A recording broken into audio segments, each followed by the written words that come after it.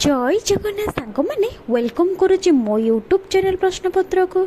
चलतु आज सुंदर सुंदर प्रश्न उत्तर वीडियो स्टार्ट करना।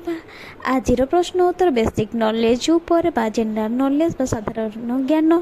आज प्रथम प्रश्नटी है निम्नलिखित मध्यरु केउ पशु लुहा को खाई हजम करिपारे।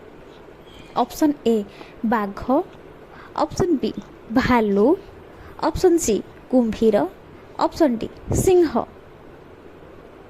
यार सठिक आंसरटी है ऑप्शन सी कुंभीर। कुंभीर ही लुहा को खाई मध्य से हजम कर दे थाए, माने से केते शक्तिशाली। चलतु परवर्ती प्रश्न आलोचना करबा।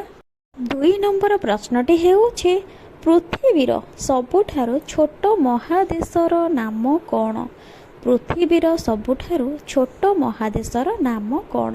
Option A Africa, option B Asia, option C Australia, option D Europe. यार सठिक आंसरटी है ऑप्शन सी ऑस्ट्रेलिया। पृथ्वीर सबुठारु छोट महादेश है ऑस्ट्रेलिया। चलतु परवर्ती प्रश्नटी आलोचना करबा। 3 नंबर प्रश्नटी है केउ देश 2011 मसीह स्वाधीन होइथिला।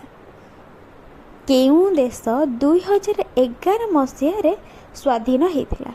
Option A Sudan, option B Nepal, option C Sri Lanka, option D Bhutan.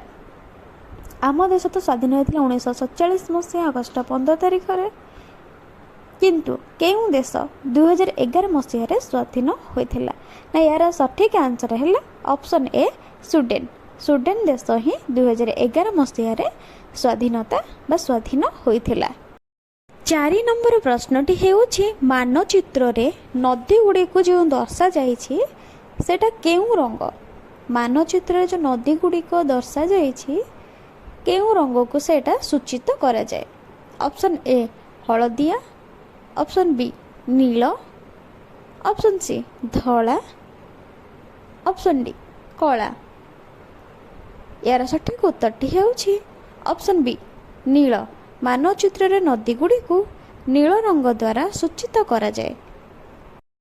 5 number प्रश्नटी है पृथ्वी पृष्ठ रे केतोटी महासागर अच्छे। भल भाव शुणु प्रश्नटी को। पृथ्वी पृष्ठ रे केतोटी महासागर अच्छे।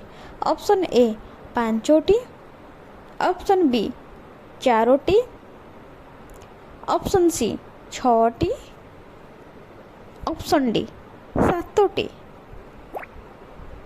यार सठिक उत्तरटी है ऑप्शन ए 5टी। 5टी ही महासागर अच्छे क्योंठे ना पृथ्वी पृष्ठ रे 5टी महासागर ही अच्छे। आज ये सांग मैंने रही। जय जगन्नाथ। आ हाँ, मो चैनल को आपण मैंने लाइक करंतु, शेयर करंतु एंड सब्सक्राइब करने को जमा भी भूलिबेनी।